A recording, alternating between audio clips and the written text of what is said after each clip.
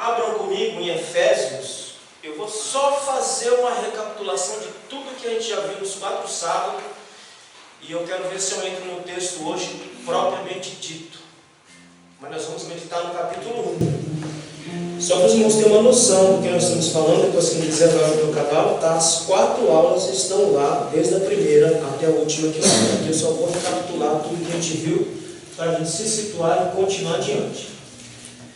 Essa igreja foi fundada na segunda viagem missionária de Paulo. Não na primeira, não na terceira. Segunda viagem de Paulo é que ele funda a igreja de Éfeso. Fica cerca lá de 3 anos evangelizando e montando essa igreja lá. Essa igreja foi a igreja que João, na sua velhice, ele pastoreou a igreja de Éfeso. João já velhinho, quando ele já não conseguia mais andar, não conseguia mais se locomover, então os obreiros dele pegavam ele pelo colo e com ele andando pela rua, João saía gritando, chamando o povo para ir para o culto. Então essa foi a igreja que João morreu de velho e foi para a glória do Senhor nessa igreja. Então, segunda viagem missionária. Aqui é o resumo das viagens que ele fez, das visitações que ele fez. Ele faz a primeira viagem missionária, vai revisitando as igrejas que ele faz a primeira viagem, e aí parte para fazer a segunda viagem. Quando ele faz a terceira, ele sai revisitando as igrejas que ele fundou na segunda e vai partir para a terceira viagem para fundar as demais igrejas. Isso aqui é o trajeto, de onde ele sai, tá? Pois vamos ver, tudo isso aqui está lá em Atos. Para quem quiser depois, está lá. Estuda direitinho. Atos capítulo 15, do versículo 36 a 18 a 22, conta a história da segunda viagem missionária que ocorreu em cada cidade que ele foi. Tem muita coisa boa lá. Então dá uma olhadinha lá depois. O trajeto, aqui é o trajeto da primeira. Atos, capítulo de número 15, verso 36 até capítulo 18, verso 22. Aqui termina a segunda viagem missionária. Ele volta para Antioquia, aí depois volta de novo para fazer a terceira. O que mais que nós vimos aqui? Aqui, irmão, o embate que teve entre Paulo e Barnabé por conta de João Marcos. João Marcos é o mesmo autor do Evangelho de Marcos. Marcos, na cidade de Pafos, simplesmente decidiu deixar os dois naquela viagem missionária por vários motivos. Deve ter sido saudade da casa dele, sei lá, alguma coisa aconteceu na cabeça dele, e aí ele foi embora e acabou surgindo uma celeuma entre Paulo e Barnabé por conta disso aqui. Isso a gente viu. O que mais que a gente viu? Não dá para ficar explicando tudo, ponto a ponto. Aqui, nesse ponto aqui, Cristo é aquele que abre as portas, né? Apocalipse capítulo 3, versos 7 a 8. Diz que ele abriu uma porta. Qual é a porta? A porta da evangelização. A porta do evangelho está aberta para todo mundo, mas nós estamos nos tornando mestres em fechar essa porta.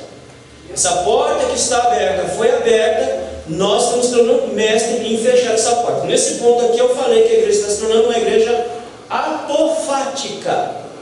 O que é a apofagia? A apofagia é o indivíduo que come a si mesmo. Então a igreja apofática é aquela que está se autodestruindo por dentro. Então ela mesma está se autodestruindo, se auto-sabotando. O que mais que nós vimos? Eu acho que alguém vai ter que operar ali para mim, porque a pilha aqui acho que está indo embora. Elias, alguém operando para mim? Voltou. Vai, tá. Bom, depois chegamos aqui nesse ponto. Irmãos, isso aqui é para todos nós que servimos a Deus, independente se você é obreiro ou não. Isso aqui serve para todos nós. Paulo, enquanto estava na sua segunda viagem missionária, ele sentiu o sentimento de fracasso. Está lá dito, 1 Tessalonicenses capítulo 3.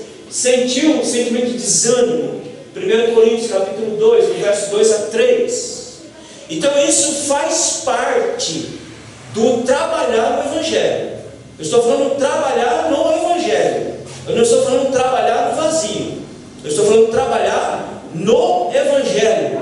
Nós vamos sempre ser assaltados por fracasso, sentimento de fracasso e desânimo sempre, em toda a nossa caminhada. Faz parte daqueles que se lançam para fazer o trabalho com seriedade, com vontade, com vocação, vai sentir o mesmo que ele sentiu.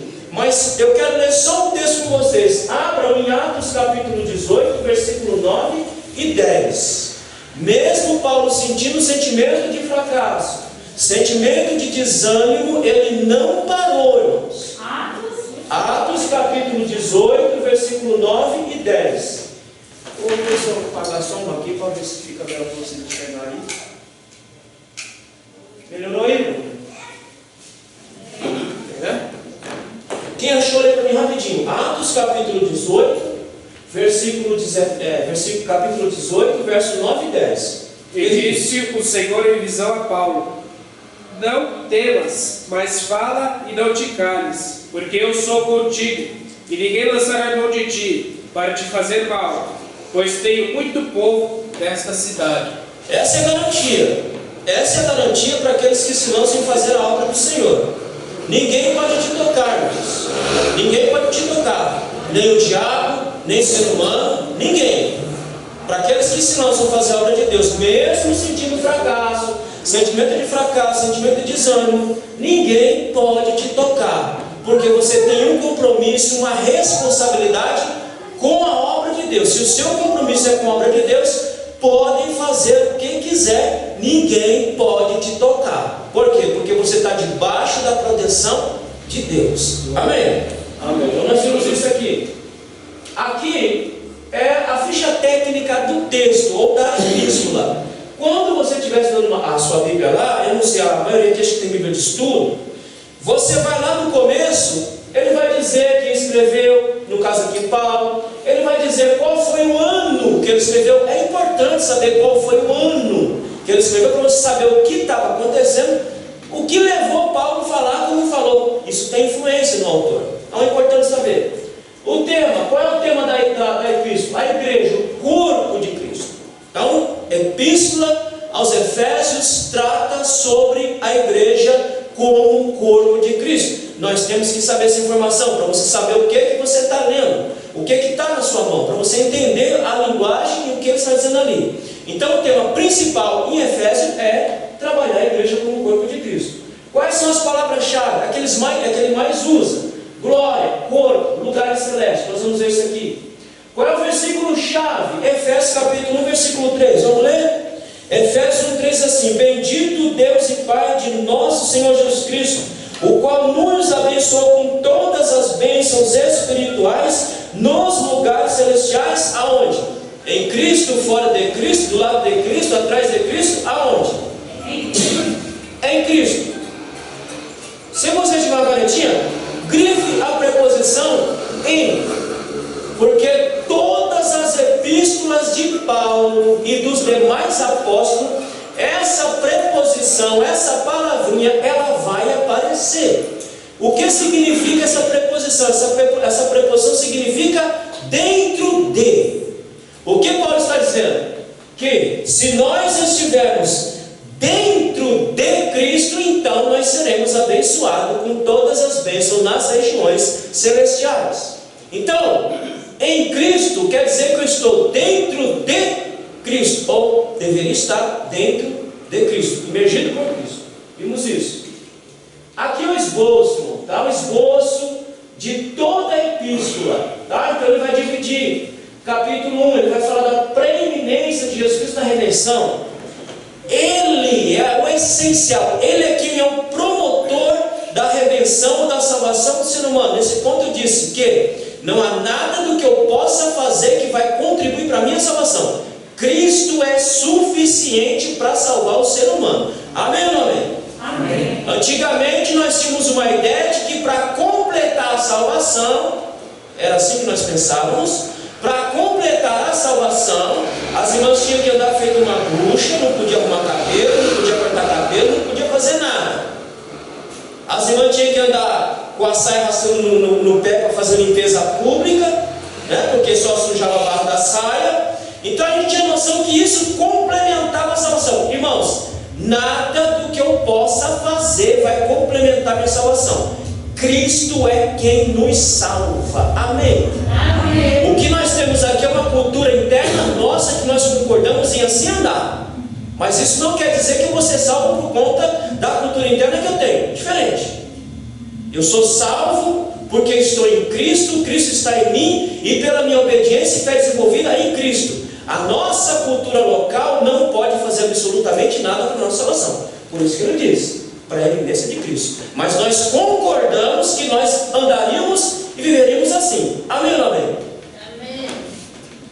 Capítulo 1 ainda, a oração apostólica pelo esclarecimento espiritual dos crentes. Tem dificuldade, irmão, para entender a Bíblia? Não está aqui, Paulo está lá orando. Lá no primeiro século, Paulo estava orando para que você tivesse entendimento da Escritura, para que sua mente fosse aberta para você entender. Tem dificuldade? Olha a Deus que Ele dá sabedoria para você entender, compreender a sua própria palavra. Depois, oração apostólica pelo esclarecimento espiritual dos crentes. Irmão, eu tenho que saber discernir entre a mão esquerda e a direita. Eu tenho que saber discernir entre o santo e o profano. Quem é que consegue discernir tudo e de ninguém discernir segundo Paulo? Quem é?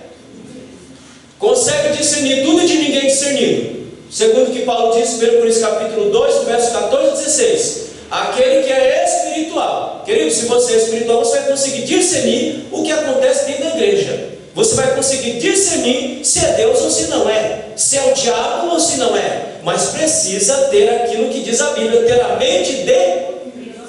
Como é que eu adquiro a mente de Cristo? Como é que eu consigo a mente de Cristo, irmãos? Orando?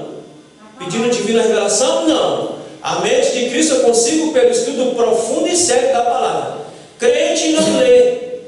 Crente não lê Bíblia. Crente estuda a Bíblia. Segundo Pedro, se alguém pedir a razão de minha fé, eu tenho que estar apto a dizer por que eu creio e por que eu continuo crendo em Jesus Cristo.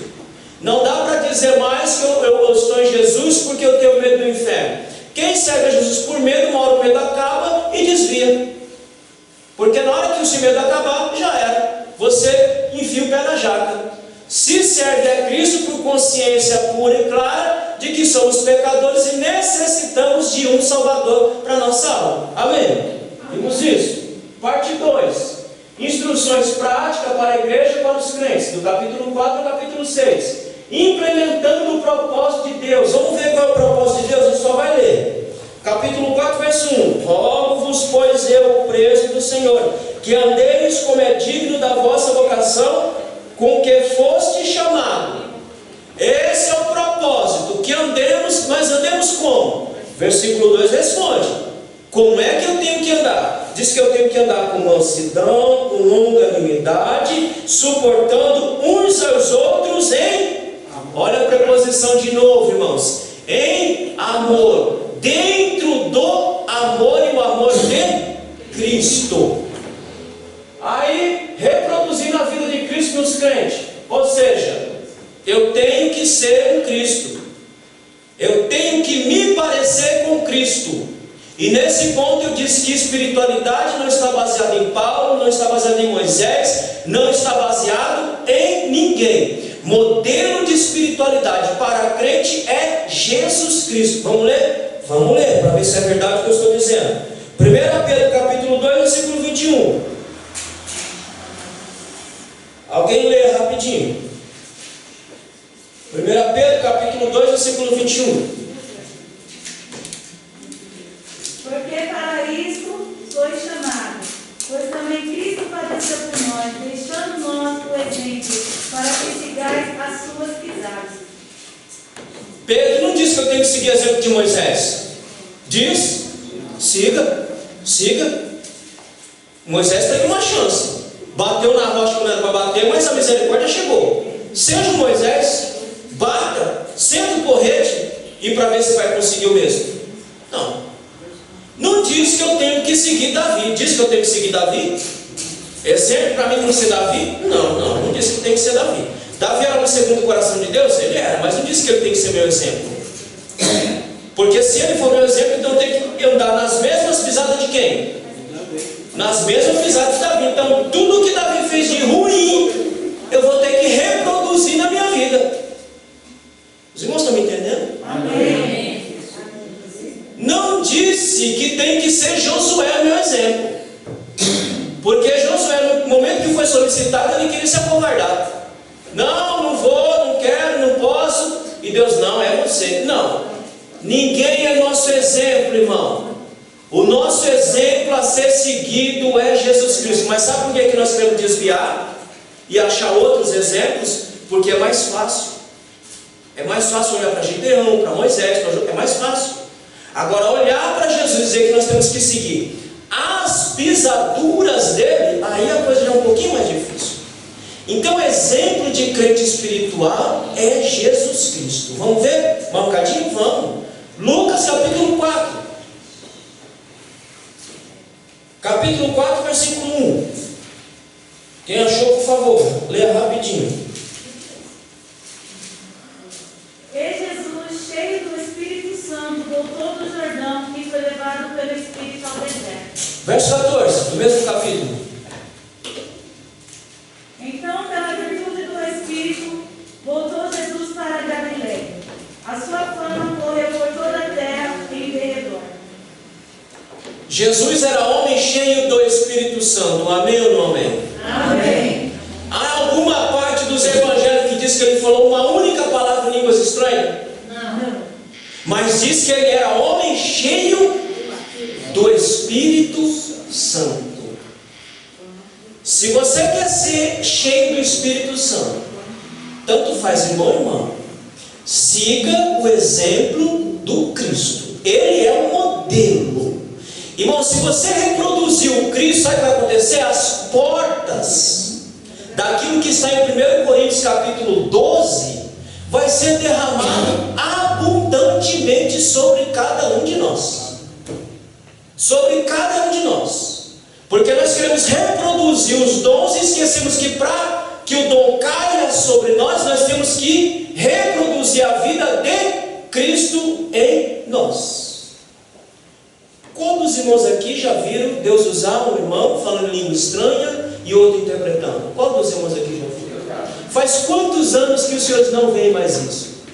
Como deixou de buscar, pastor? Hã? Como deixou de buscar? O que Pedro diz? Segui as pisaduras de Cristo. Cristo em algum momento deixou de buscar o Pai? Não. Pronto. Por isso que ele era homem cheio do Espírito Santo. Se a igreja entender que nós temos que buscar constantemente o Senhor, então, meu irmão, você pode ter certeza que as maravilhas de Deus vai ser algo corriqueiro. Já prestou atenção que os grandes movimentos que acontecem, quando acontece, se é que acontece realmente, alguma manifestação sai noticiando, bota no jornal, bota na televisão, bota na internet, bota em tudo quanto é lugar, porque o negócio é tão não é cotidiano, é tão raro de acontecer. Quando acontece tem que ser noticiado. Aonde que você vê na igreja de Atos isso ser noticiado? Não, por quê? Porque aquilo era parte da igreja de Atos. As manifestações dos dons faziam parte da igreja de Atos. Por quê? Porque ela queria reproduzir o Cristo. O que aconteceu com os irmãos quando eles desceram para Antioquia? Quem pode me dizer? Quando os irmãos desceram para Antioquia, o que aconteceu? Foram chamados de quê? Cristão. Foram chamados de cristão. Ora, como é que foi chamado de cristão? Porque eles perceberam que aquela gentinha que estava andando ali, percorrendo aquele lugar, era semelhante ao homem que eles estavam seguindo. Então, o dia que nós reproduzimos o Cristo em nós, então, meu irmão, você pode ter certeza que as manifestações, elas vão ser abundantes. As maravilhas, os prodígios vão ser abundantes. Porque a Bíblia diz que esses sinais seguirão aqueles que creem. Não só os que creem, mas aqueles que obedecem. Amém? Amém. Onde eu apliquei? Aqui onde eu parei. Aplicando a autoridade de Cristo aos relacionamentos do lar. Aí nós falamos em Efésios capítulo 5, versículo 18. Lemos lá. Alguém leia rapidinho. Efésios 5, 18. Não vos embriagueis com vinho em que há contenda, mas enchei-vos do Espírito. Muito bem. Não vos embriaguei com vinho, mas encham-se do Espírito. Qual é o propósito desse encher do Espírito segundo esse texto aí? Se você seguir, ele vai dizer qual é o propósito de ser cheio do Espírito Santo. Versículo, cadê aqui? Me ajuda aí, irmão. Aí, versículo 22. Diz o quê? Vós, mulheres, sujeitai aos vossos maridos. Tem alguma tradução diferente dessa da minha aqui? Que usa a palavra sujeitar? A sua deve estar diferente aí. Por favor, lê aí. Efésios 5:22. Vós, mulheres, sujeitai-vos aos vossos maridos como ao Senhor. Como é que está na sua? Esposas, obedeçam ao seu marido, como você obedece ao Senhor. Irmão, a mulher, para ser submissa e entender o que é de fato submissão, ela tem que estar cheia do Espírito Santo. É por isso que Paulo, antes de falar sobre isso, ele diz: enchei-vos do Espírito, para que vós, mulheres, saibais sujeitar aos vossos maridos. Não é para ser uma escrava, não é para ser um capacho, não é para se anular. É para ser o propósito original. Qual é o propósito original de Deus para a mulher? Que ela fosse uma adjuntora, uma ajudadora, para administrar junto com o homem e dominar a terra, junto com o homem. Não é tapete, não. É dominar junto com o homem. Quando a mulher não entende essa relação entre homem e mulher, ela parte para o discurso feminista, que é do cão, do capeta, do Satanás, do sete cruz. Do sete cruz. Crente, mulher cristã, me diz que é feminista, irmão, ela está cheia, não é de Jesus, não. Ela está cheia de qualquer coisa, mas de Jesus não. Porque a mulher feminista é trabalhada na cabeça dela a desvalorização do homem. E o machista também é coisa do Satanás, do cabrunco, do sete cruz. Porque é trabalhada na cabeça do homem a desvalorização da mulher, que a mulher é um objeto. Então ele começa dizendo, para a mulher entender o que é submissão, precisa estar cheia do Espírito Santo. Amém, irmãs? Amém. Versículo 25. Nesse caso aí é ambos, né? Vamos lá, versículo 25 agora, meu filho. Tanto o homem quanto a mulher. Versículo 25. Vós, marido, amai as vossas mulheres, como Cristo amou a igreja a si mesmo, se entregou por ela. Para o marido amar a sua esposa, como Cristo amou a igreja e deu a sua vida pela igreja, esse homem tem que estar cheio do quê? Do Espírito. Irmão, entenda, o Espírito Santo não veio só para nos fazer ver coisa e falar em línguas, ele veio para regular a relação. Ele veio para regular a minha relação dentro de casa, não só dentro. Vós, marido, amai vossas mulheres como Cristo amou a igreja e por ela deu sua vida. E aqui nesse ponto eu disse, o homem quando anda com a mulher na rua, a mulher vai que lado? Vai para o lado da rua ou para o lado da calçada? Vai da calçada e o macho vai para o lado da rua. Porque se o ônibus passar e errar a passada, esmaga ele, mas não esmaga a mulher. A gente é o contrário.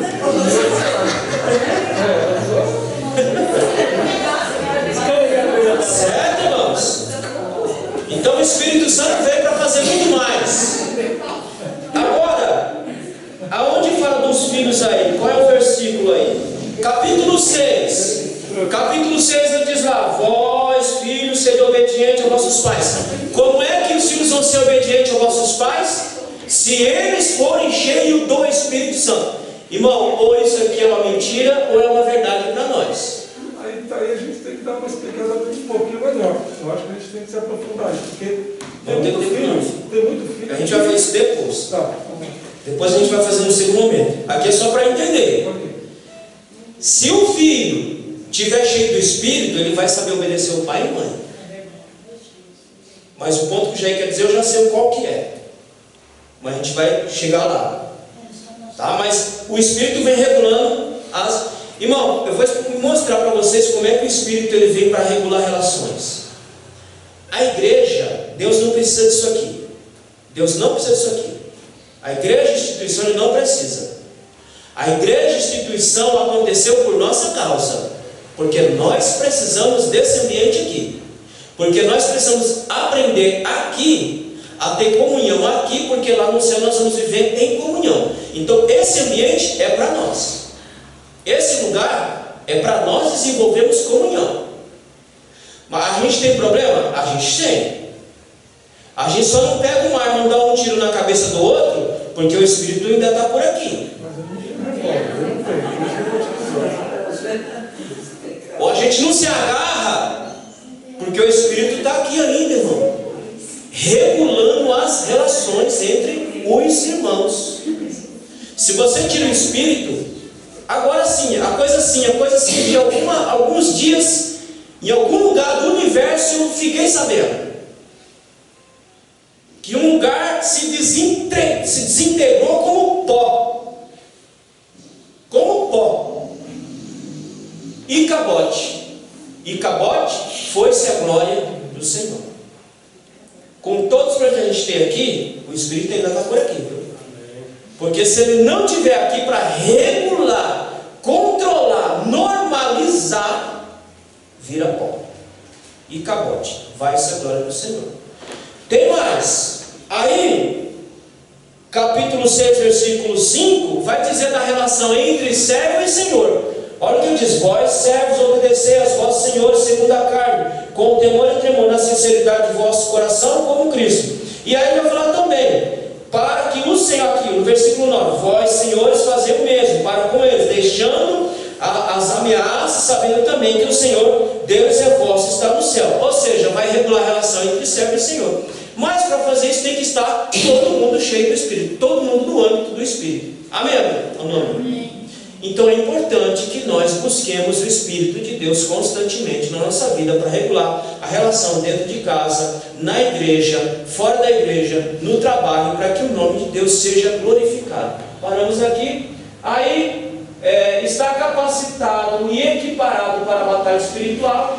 Batalha espiritual só existe entre nós e o nosso adversário. Entre Deus e o diabo não tem batalha. Os irmãos entendem isso, amém? Amém. A Bíblia diz que o diabo está vencido. Então não tem batalha entre Deus e o diabo. A batalha que Paulo diz aqui é entre nós e ele, entre nós e nosso adversário. Entre Deus e o diabo não tem batalha. Porque se o irmão entender que existe uma batalha entre Deus e o diabo, nós vamos cair numa teoria que é chamada de maniqueísta. Ou seja, nós temos no mundo duas ordens eternas. Duas ordens eternas que estão constantemente brigando entre si. E isso não existe. Só existe uma ordem eterna no universo, e essa ordem se chama Deus. Ele é absoluto sobre tudo, sobre todos. O diabo tem o seu propósito até dentro da vontade de Deus. Amém? Aí a gente chegou aqui. Isso aqui é um esboçozinho. Capítulo 1, sua edificação. Capítulo 2, sua bênção. Capítulo 3, sua revelação. Capítulo 4, andar em cooperação. Capítulo 5, andar em santificação. Andar em submissão. Capítulo 6, andar em proteção. Tudo isso a gente vai ver passo a passo, capítulo a capítulo. Só um resumo. Aqui esse aqui é o grande templo da deusa Diana, né, que foi construído lá. Era um negócio monstruoso. É por isso que o templo de Salomão era algo mais monstruoso, muito mais bonito do que isso aqui, para desbancar as divindades, mostrando que em Israel havia Deus. Nos lugares só havia uma imitação. Aqui é a deusa Diana, que o pessoal gostava muito de adorar.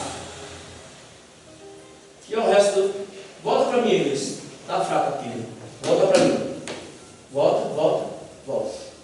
Aqui. Aí é o resto do templo. Se você for um dia na Turquia, você pode chegar lá e você vai ver o templo da deusa Diana. Avança. Irmão, volta aqui só um bocadinho. As 7 igrejas da Ásia, todas elas estão localizadas naquilo que é chamado de Turquia hoje. Se você for lá, você pode visitar cada pedacinho desse lugar aqui, vai ter uma historinha lá. Pode avançar. Pronto, conseguimos chegar no capítulo 1. Até aqui, alguma dúvida? Tranquilo? Depois você vai lá, vê lá, tem um monte de coisa lá no canal e você vai entender tudo que eu estou falando aqui. Mas começando pelo capítulo de número 1, a riqueza do povo de Deus. No versículo 1 e verso 2, o que nós temos aí? Paulo se apresentando e fazendo a sua saudação, que é uma saudação judaica, que era um modo como eles iniciavam qualquer carta, qualquer tratado. Eles fizeram desta forma aqui. Agora, olha o interessante no versículo 1. Como é que ele começa? Paulo, apóstolo de Jesus Cristo. Olha, irmão, grifa o desenho aí também, que ele é importante aí. Paulo diz que ele é apóstolo de quem? Paulo está deixando bem claro que ele é propriedade exclusiva de Cristo. Ele não é propriedade do Império Romano, ele não é propriedade dos gregos, ele não é de ninguém. Diz que ele é propriedade exclusiva de Jesus. Assim como você, assim como cada um de nós somos propriedades dele. Portanto, que trabalhamos para quem? Trabalhamos para Ele. Era essa a consciência de Paulo. Digo, eu sou apóstolo de Jesus Cristo pela vontade de quem? Pela vontade de Deus. Ninguém se fez, ninguém se auto-chamou, irmãos. Quando você entrou aqui, eu sei lá onde você se converteu, quando você entrou em qualquer lugar para se converter, era Deus te chamando. Era Deus te trazendo, por quê? Porque nós somos propriedade exclusiva de Deus. Ele faz questão de deixar isso bem claro na introdução. Eu sou propriedade de Jesus, por isso que ele diz, apóstolo de Jesus Cristo pela vontade de Deus. Então ele deixa claro que pertence a Jesus Cristo, não por vontade própria, mas de Deus. Você não é o que você é por vontade própria. Eu não sou o que sou por vontade própria. Eu sou o que sou, você é o que é, porque pela vontade de Deus Ele decidiu lhe salvar. E eu não estou tratando aqui, irmão, de calvinismo, de arminianismo. Isso não é meu foco aqui. Não é meu propósito aqui. Quem quiser discutir isso aí, deixa para eles quebrar a cabeça para lá. Vamos só entender que nós aqui fomos chamados, escolhidos por Deus. Para ficar claro para os irmãos entender, para não causar confusão, fomos escolhidos aonde? Em Cristo. Amém. Todos aqueles que vierem a Cristo são eleitos e predestinados. Eu não estou dizendo que um e outro, não. Todos quanto vierem a Cristo são eleitos e predestinados em Cristo. Tudo acontece em Cristo, irmão. Nada fora de Cristo. Então, se eu estou aqui, eu estou pela vontade de Cristo que me trouxe. O homem natural, se o Espírito não entrar na sua vida, nunca que você vai receber Jesus. Na verdade, não somos nós que recebemos, é Ele que nos recebe por graça e por misericórdia. Há 30 anos atrás, quando eu entrei aqui na Luz Divina, eu não entrei aqui, irmão, porque eu acordei um dia e disse assim, hoje eu vou para a igreja e vou virar crente. Não. Quando eu comecei a vir aqui, quando eu comecei a me converter, Deus começou a trabalhar comigo já no mundo ainda. No mundo. Quando eu mudei aqui para Itaquá, todas as minhas relações eram em Poá. Então, estou aqui para vir para cá.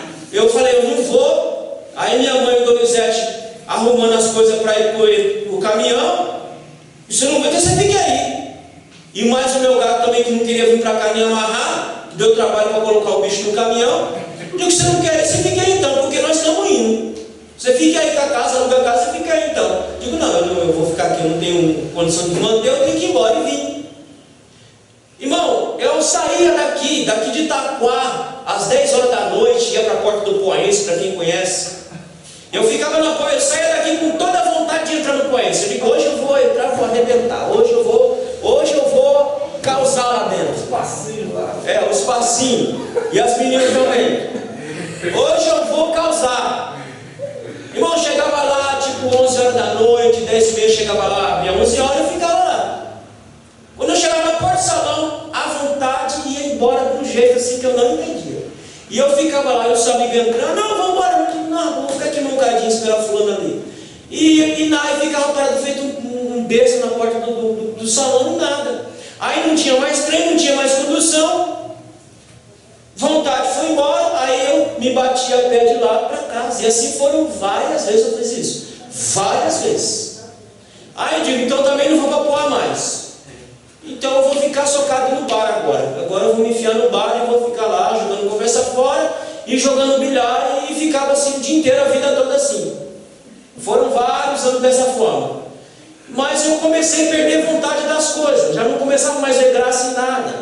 Já não tinha mais prazer nas coisas que eu fazia. Fumava que nem uma caipora. Beber, eu nunca fui de beber mesmo. Bebia muito pouco, muito raramente. Droga também, a única coisa que eu experimentei na minha vida foi maconha e nunca mais também. Não me viciei nessas porcarias todas. Mas eu fui perdendo prazer pelas coisas que eu tinha prazer em fazer. E eu não consegui. Como é que eu estou perdendo prazer pelas coisas que eu mais gostava de fazer? Beber, fumar, farrear, sair daqui de Itaquá, às vezes ia para lá na Zona Norte para ir para salão, e aquela coisa foi embora, foi embora. Aí não teve uma festividade aqui na sede, e o pessoal de Piracicaba achou aqui, e eu vim. Naquele dia quem pregou foi o presbítero Eduardo. Ele pregava e cantava. Eu gostava de cantar muito o hino do Márcio Nascimento, né? Acho que era o Márcio Nascimento, que ele cantava bastante no Márcio Nascimento. Aí ele cantou louvor. Naquele dia eu digo, eu vou. E de lá para cá, graças a Deus, estamos aqui há 30 anos. Mas foi um trabalhar do Espírito na minha vida para que eu entrasse aqui. Porque o homem, olha só, vou só adiantar. Abra comigo no capítulo 2, para você ver como que Deus é misericordioso. Efésios capítulo 2. Ele diz assim: e vos vivificou, estando vós mortos em ofensas e pecado. Ora, eu estava no meu pecado, nas minhas ofensas em relação a Deus, mas Deus em Cristo estava me vivificando, eu ainda estando morto. Eu ainda não tendo vontade de Deus, vontade pelas coisas de Deus, vontade de fazer nada para Deus. Ele já estava lá fazendo a obra na minha vida para que um dia eu entrasse e aceitasse Ele aqui nessa casa. Versículo 2: em que no outro tempo andaste segundo o curso deste mundo. Era assim que nós andávamos. Nós andávamos segundo o que dava na nossa venda. Na nossa cabeça a gente ia lá e fazia. Hoje não mais. Mas sem Deus, estava na cabeça a gente lá e fazia. Segundo o curso desse mundo, segundo o príncipe da potestade do ar, do Espírito que agora opera nos filhos da desobediência. É quem eu era. Eu era filho da desobediência. Mas Deus, pelo seu infinito amor, começou por meio do seu Espírito trabalhar na minha vida, trabalhar na minha alma, e eu entrei. Então por isso que Paulo diz aqui, eu não sou o que sou por vontade própria, eu sou o que sou pela vontade de Deus e só pela vontade de Deus. E continuo fazendo o que faço pela vontade de Deus ainda até a hora que Ele quiser. Porque a hora que Ele quiser, Ele pode me fazer parar de fazer o que eu estou fazendo. Então, nele, como diz Paulo, nele nós existimos, nele nós nos movemos, nele nós fazemos tudo. Nele nós somos o que somos. Fora dele nós não somos absolutamente nada. Só nele nós somos alguma coisa. Amém? Aí aos santos em Éfeso foi chamado com a missão. Qual é a missão que ele foi chamado? Ele foi chamado com a missão de evangelizar. Qual é a missão que nós somos chamados? Nós somos chamados com a missão de evangelizar. Irmão, a missão não acabou. A missão não cessou. A missão continua. A mesma missão que Paulo teve de evangelizar, de falar a palavra de Deus, essa missão continua com a igreja de hoje. Paulo diz em Corinto, no livro de Coríntios, eu não vou lembrar agora o texto, depois vocês acham. Ele diz que nós somos embaixadores de Cristo. Você sabe qual é a função de um embaixador? Quem sabe aqui? Quem sabe me explicar qual é a função de um embaixador? Representar o seu país em uma terra alheia. O embaixador ele tem uma função importante. Ele é representante do seu país em uma terra estrangeira. Portanto que o Brasil tem embaixadores em várias partes do mundo, porque ele representa o Brasil onde ele está. Paulo diz que nós somos embaixadores de Cristo para representar a Cristo na terra e cuidar dos negócios de Cristo. Então a missão de evangelizar, de anunciar, de falar, ela não cessou. Paulo diz que ele foi chamado com uma missão. Qual é a missão? Evangelizar. A igreja foi chamada com a missão. Qual é a missão? Evangelizar. Não cessou. 2 Coríntios 5:20. Leia. Portanto, somos embaixadores de Cristo, como se Deus vos encorajasse por nosso intermédio. Assim vos suplicamos em nome de Cristo. Olha, pelo nosso intermédio, Deus faz aquilo que Ele quer fazer no meio dos homens. Qual é? Levar a boa nova a cada ser humano. Irmão, Jesus morreu por cada indivíduo e por todos os homens. Os irmãos entendem isso? Jesus morreu por cada indivíduo e por todos os homens. Agora, a relação de pai e filho, Ele deu para poucos. Vamos ler isso? Vamos. João capítulo 1, versículo 12. Veja que eu não estou falando aqui de Armínio nem de Calvino. Eu estou dizendo que Jesus morreu por cada homem e por todos os homens. Ele morreu pela humanidade e ao mesmo tempo morreu por cada um de nós que estamos aqui essa noite. João capítulo 1, versículo 12. Evangelho. Mas a todos quantos receberem... Por partes iguais. Calma, Paulo. Calma aí. Ele limitou, ele diz que uma parte que recebeu. Ele diz isso? Não. Ele diz todos. Olha o adjetivozinho aí na parada. Ele diz todos os que receberam. Pode continuar. Mas todo quanto receberam, deu-lhes o poder de serem feitos filhos de Deus, aos que creem no seu nome. Jesus morreu por cada indivíduo e por todos os homens. Cada ser humano que crê, diz a palavra que Ele dá o poder de ser considerado filho de Deus. A ideia aqui não é que Ele morreu por uma parte da humanidade e por outra não. A ideia aqui é que Ele morreu por toda a humanidade e por cada indivíduo. E cada indivíduo que aceitar a oferta de salvação, Ele dá o poder de ser chamado filho de Deus. Quem dá? Ele, não eu. Não sou eu que me fiz filho de Deus, mas Ele me fez filho de Deus pelo seu poder e pela sua infinita misericórdia. Amém? Por isso que nós temos uma missão importante. Qual é? Sermos representantes de Deus na terra, anunciando as boas novas até que Ele venha. Por isso que Paulo diz dessa forma. Pela vontade de Deus, ele diz que o poder dele é delegado e não de si mesmo. Ou seja, o poder que ele tem não brota de Paulo. O poder que ele tem provém de Deus. O poder que você tem não tem de si mesmo. O poder que você tem vem de Deus. Por isso que ele deixa bem claro: eu tenho uma missão, eu fui chamado com uma missão, e o poder que eu tenho para fazer essa missão, ela emana de Deus. Entende por que você tem que estar constantemente ligado na fiação, como diz o povo? Dizia o povo antigamente, né? Tem que estar ligado na fiação, porque se você interromper esse fiozinho de comunhão, esse poder que Paulo está dizendo aqui, ele vai-se embora da sua vida, irmão. Ele vai-se embora da sua vida. E capote, foi-se a glória do Senhor. Manter a comunhão de Deus é ato contínuo, é todo dia, toda hora, todo instante, todo momento. Manter a comunhão é uma construção diária que se faz. Manter a comunhão não é só quando vem aqui na igreja, não. Manter a comunhão é um ato contínuo que se faz todo dia, toda hora, onde você estiver. Ninguém disse, não está escrito na Bíblia em lugar nenhum, que você só tem comunhão com Deus aqui na igreja, não. Muito pelo contrário. Hebreus diz que nós temos que sair, pois, fora das portas aonde Cristo foi crucificado. É lá fora que você tem que mostrar para os pares que você de fato tem comunhão com o seu Criador. É lá fora que estão nos olhando, é lá fora que estão nos observando, é lá fora que estão vendo se o nosso comportamento condiz com aquilo que fala. Um exemplo simples. Você quer ver você escandalizar um pecador? Sem Jesus, fale um palavrão perto dele. Fale. Eu digo, mas poxa, que diabo? E pode, E pode falar a palavra torpe, como diz Paulo? O meu comportamento tem que se assemelhar aos de fora?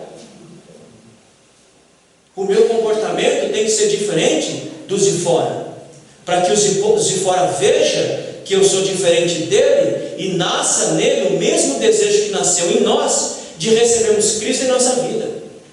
O nosso comportamento não pode condizer com o comportamento daquele que está lá fora, não pode. Porque senão vão me questionar: que tipo de crente é você? O que mais acontece conosco hoje, como igreja como um todo, quando eu digo igreja do Solo Divina, eu digo igreja como um todo, é que estão nos questionando demais. E estão nos questionando demais, sabe por quê? Pelo nosso comportamento mundano. Você não sabe o que é o comportamento mundano? Amém ou não amém? O que é o comportamento mundano? Amém?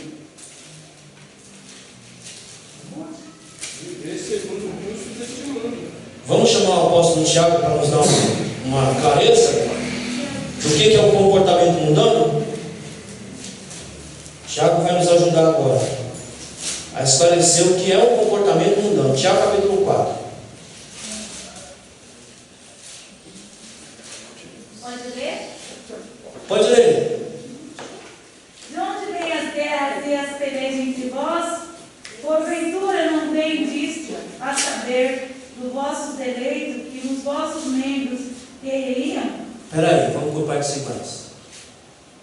Tiago não está escrevendo para incrédulo aqui. Tiago está escrevendo para uma igreja que estava dispersa.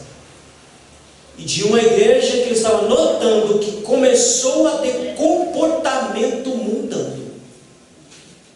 E aí ele vai e começa: ó, esse comportamento de vocês aí não é o comportamento correto, não. Esse comportamento de vocês é o comportamento mundano. Ele fala: da onde vem as guerras, de onde vem as pelejas? Não é da nossa vontade perversa e pervertida? Daqui a pouco nós vamos chegar no versículo 5, o Jair vai ler na Bíblia dele, para vocês entenderem o que é o versículo 5. Então o Tiago começa a mostrar o que é de fato o comportamento. Para nós, antigamente, o que era o comportamento mundano? Por exemplo, quando a irmã passava um batom, né? Diga, isso lá vem mundano. Quando as irmãs antigamente usavam um saltinho, aí pegava o texto de Isaías, né? Vem como cobra cascavelando com o seu salto, né? Quando o irmão decidia deixar uma barba um pouquinho mais grande, né, irmão? É como essa sua mesmo assim, né? Ixi! Aí o pastor mundano, lá vem o pastor mundano. Quando não usávamos o vulcabrais, ou não usávamos o paletó fechado, né, que a gente não podia usar aqui, não podia usar o paletó aberto, tinha que ser o paletó fechado, sem o rasgo atrás. Digo, do jeito que é o dele aqui, a gente não podia usar, porque era mundano, não podíamos usar a camisa vermelha. As irmãs de vermelho, então, pelo amor de Deus, ixi, lá vem com baixinha. Saia jeans, então era coisa de Satanás. Isso era mundano. Isso para nós era mundano. Agora, irmão, olha aqui. O que é que Tiago está dizendo que é mundano? Porque não adianta eu me paramentar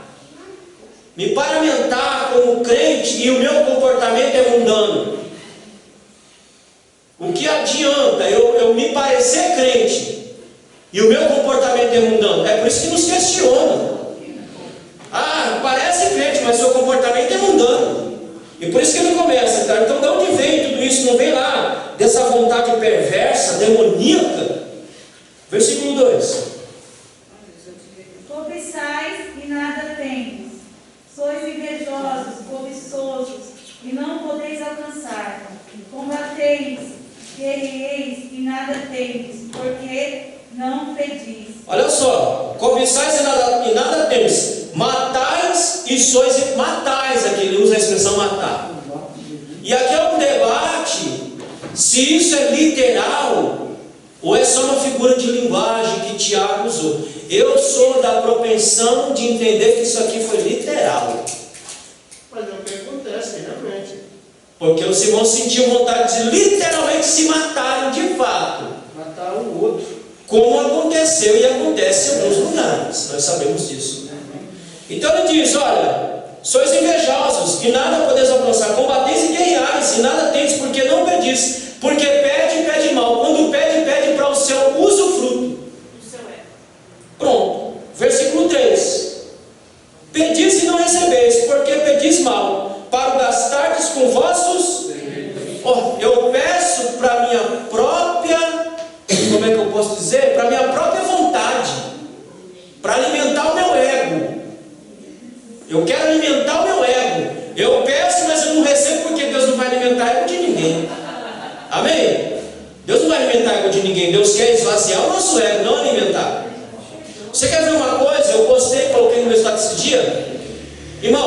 Deus não tem filhos especiais. Amém ou não amém? Amém. Ele não tem filhos especiais. Ele tem filhos. Ah, mas eu sou pastor, eu cumpro um ofício, eu sou um serviçal, dentre todos eu sou um serviçal, dentre todos na verdade eu não sou maior, eu sou menor porque eu sou um serviçal. Eu não posso entender que eu sou alguma coisa. Eu sou só um serviçal. Eu sou só alguém que estou a serviço de alguém. Prestador de serviço. Eu sou isso. Eu sou um prestador de serviço dentro do reino. E nada mais que isso. Então, se eu pedir para mim mesmo, eu não vou receber, porque ele não vai alimentar. Portanto, ele não tem filho especial. Porque se ele tiver filho especial, ele vai se contradizer. Irmão, quando alguém chegar e falar assim, irmão, eu sou filho especial, eu digo, meu irmão, vai ler a Bíblia. Vá ler a Bíblia.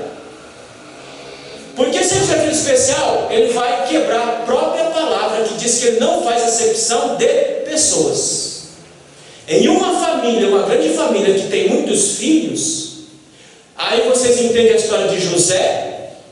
Para quem tem muito filho, isso é uma lição, viu?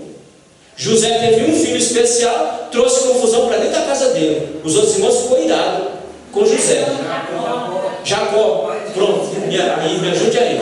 Jacó. José era filho especial de Jacó, trouxe celema para os outros irmãos, trouxe guerra. Se Deus tiver filho especial, ele vai trazer guerra entre nós. E vai quebrar um princípio dele mesmo, porque ele diz que ele não faz acepção de pessoas. E quem tem filho especial, meu irmão, é natural você fazer acepção do outro. É natural. Relações. É natural. Eu não sei.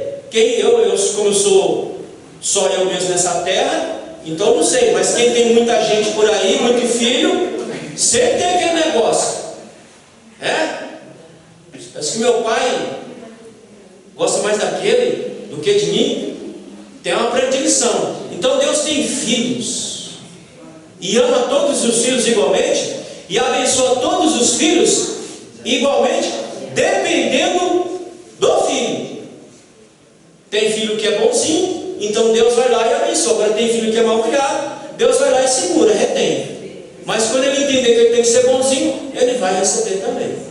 Então, querido, Deus não alimenta o nosso ego. Agora olha o versículo 4. Como é que está na sua versão o versículo 4? Nessa sua versão, na linguagem de hoje. Capítulo 1, 2, 6? Não, Tiago capítulo 4. 4. Infiéis, não compreendeis que a amizade do mundo é inimiga de Deus? Aquele, pois, que quiser ser amigo do mundo, constitui-se inimigo de Deus. Aí, como é que está na sua? Gente infiel, será que vocês não sabem que ser amigo do mundo é ser inimigo de Deus? Aí tá bom. Quem quiser ser amigo? Tá bom. Irmãos, na versão revista corrigida está adúlteros e adúlteras. Na maioria de vocês está adúlteros e adúlteras. Agora eu vou explicar para vocês aqui a seriedade do que o Tiago está falando aqui. O adultério em si já é ruim. Tanto faz de homem e mulher, já é ruim. O adultério em si já é ruim. Agora o adultério, com o seu pior inimigo, ele intensifica muito mais ainda a dor. Ele intensifica muito mais a seriedade. O que o Tiago está dizendo é o seguinte: vocês são adúlteros da pior espécie. Porque vocês estão adulterando em relação a Deus com o pior inimigo de Deus. Vocês, em vez de ser amigo de Deus, vocês estão se fazendo amigo do mundo, cujo é regido pelo inimigo de Deus. Então o adultério aqui é pior do que o adultério corriqueiro. É um adultério intensificado por quem está adulterando e com quem está adulterando. Então o Tiago está dizendo: olha, vocês são coisa abjeta, porque o adultério de vocês é muito sério. Vocês estão adulterando com o pior inimigo de Deus. Irmão, quando eu começo a abraçar as benesses do mundo e fazer das benesses do mundo o meu objetivo de vida e colocá-lo como o patamar para a minha vida, eu estou fazendo o que o Tiago está dizendo. Eu estou adulterando. Eu não estou dizendo que você não tem objetivo de vida. Todo mundo tem que ter objetivo de vida, porque se não tiver objetivo, não vive. Você vegeta. Todo ser humano tem que ter objetivo na vida. vida e perseguir ele, o que você não pode fazer? Você não pode fazer, colocar aquele seu objetivo de vida, criar e fazer ele o seu Deus. Aquilo que você persegue 24 horas e esquece do seu Deus. Aí Deus não é mais prioridade, Deus é uma opção para mim. Aí eu estou aqui correndo um risco que Tiago está dizendo, adulterando com o pior inimigo de Deus. Versículo 5, para fechar na sua Bíblia. Então tem uma questãozinha aí que é muito bom falar também, é sobre que o adultério, o adúltero, ele é oposto ao fiel. E eu vejo também assim, tem uma questão que não me desce na minha garganta, é a gente falar que Deus ele é fiel a mim. Ele é fiel a ele mesmo. Então, as coisas estão ficando invertidas. Ele é fiel a ele mesmo. Ele é fiel a ele somente. Ele diz que ele é fiel ao nome dele e à palavra dele. Porque fidelidade vem de integridade. É um algo íntegro, não tem emendas. Quando a gente coloca emendas, nós estamos falando que aqui não é mais fiel, é um algo adulterado. Entendeu? É que diz o texto: se eu me tornar infiel, Deus continua sendo fiel a Ele mesmo e a sua bendita palavra. Minha fidelidade é condicionada. Se eu obedecer, é aquilo que está lá em Deuteronômio capítulo 28, 29. Você tem dois caminhos aqui. Você tem o caminho da vida e de morte. Se você obedecer, vida. Se você desobedecer, morte. Isso é um preceito. É um princípio que ele perpassa todo o texto sagrado para chegar no Novo Testamento. Então Deus ele é fiel a Ele mesmo. Tudo que Deus faz, irmão, Ele faz por amor a Ele mesmo, não por amor a mim. Tudo que Deus faz, Ele faz por amor a Ele mesmo. Isso está claro. Ele vai chegar para o povo e vai dizer: olha, eu não escolhi vocês porque vocês eram mais ricos, porque vocês eram maiores, não. Eu escolhi vocês por amor a mim mesmo, por uma livre vontade minha, porque não há nada no ser humano que mova Deus a se compadecer e fazer algo para mim, baseado em mim. Não. Tudo que Ele faz baseado no amor a Ele mesmo e a fidelidade a Ele mesmo. Quando Ele nos vê, querido, Ele não nos vê entre nós e Deus. A Bíblia diz que tem o quê? Um mediador. Entre nós e Deus temos um mediador, Jesus Cristo, homem.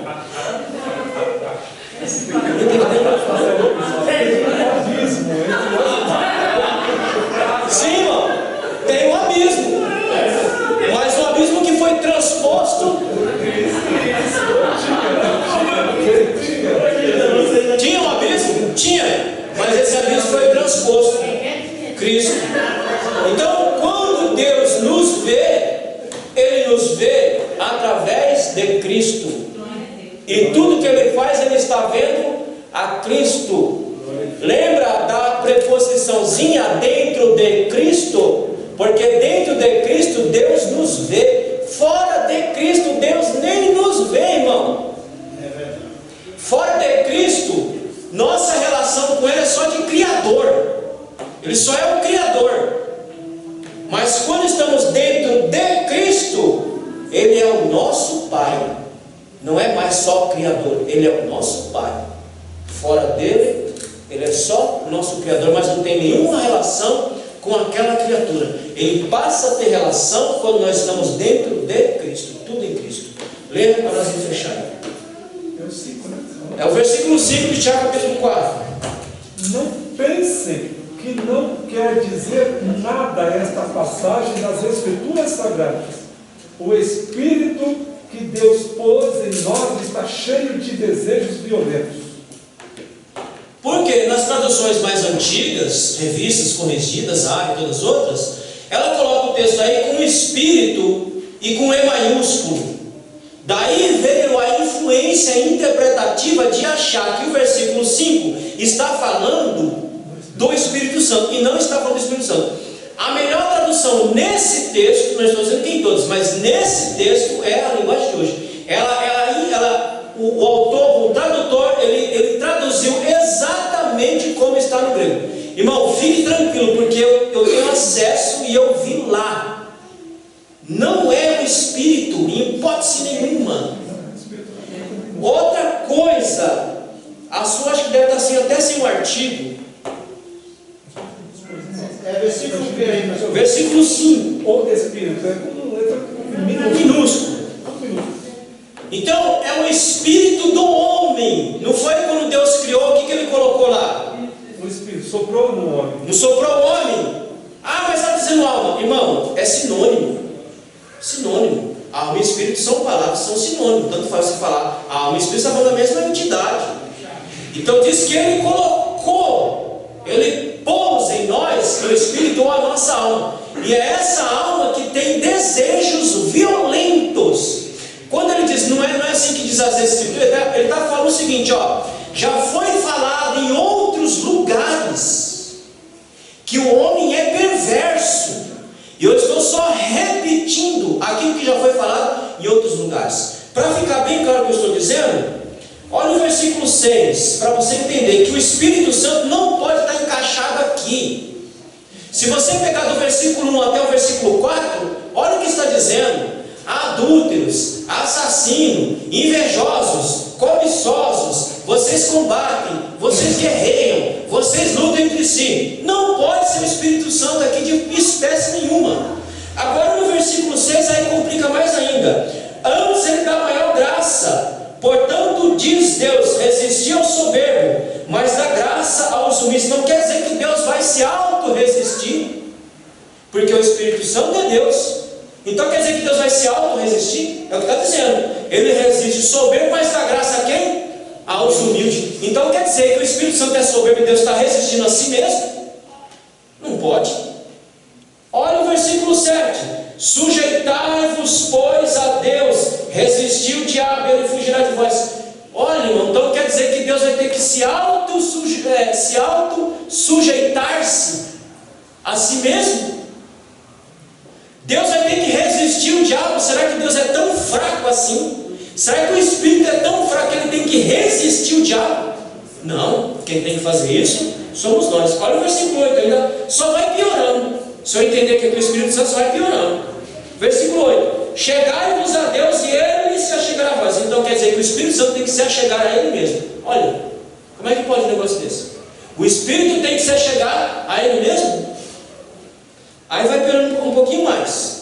A limpai as mãos, olha, então quer dizer que o Espírito está com a mão suja, é um pecador como eu e você. Ele é um pecador como eu e você, então. Está dizendo para limpar a mão porque ele é um pecador. E vós de duplo ânimo, purificar os corações. Então quer dizer que o Espírito ele tem ânimo dobro, ou seja, ele não sabe o que faz, uma hora ele quer uma coisa, outra hora ele quer outra coisa. E você já viu esses irmãos assim, irmão, que ele vive que nem folha jogada ao vento? Deus toda hora está mandando ele para um lugar, uma hora está num canto, outra está no outro, e você não vê parada nunca, e sempre é Deus, é Deus, é Deus, é Deus. Se Deus é confuso dessa forma, que não sabe onde vai deixar o cara, ele vai ver para lá e para cá. Então, o versículo 5 está falando de nós. Espírito, quando diz Espírito, é esse Espírito que tem esses desejos violentos que Tiago está explicando do verso 1 até o verso 4. Então, querido, isso é mundanismo. É nisso que nós temos que analisar a nossa vida, toda hora, todo instante, para ver se não estamos nos fazendo mundano, mesmo estando com a Bíblia na mão. Como eu falei há poucos dias aqui, não adianta vir aqui. Vir aqui resolve a vida de ninguém. Vir aqui à igreja, irmão, não resolve a vida de ninguém. O diabo também vem aqui. Ele também entra aqui. Não tem uma porta lá, uma plaquinha escrito diabo não pode entrar aqui. Ele entra onde ele quer. Ele entra, ele sai. Até porque no capítulo 2 de Efésios diz que ele está solto aí. Ele não está preso no inferno, não está preso no... Ele está solto aí. Então só o fato de você vir aqui não quer dizer nada, irmão. Tem muita gente só vindo. Só vindo.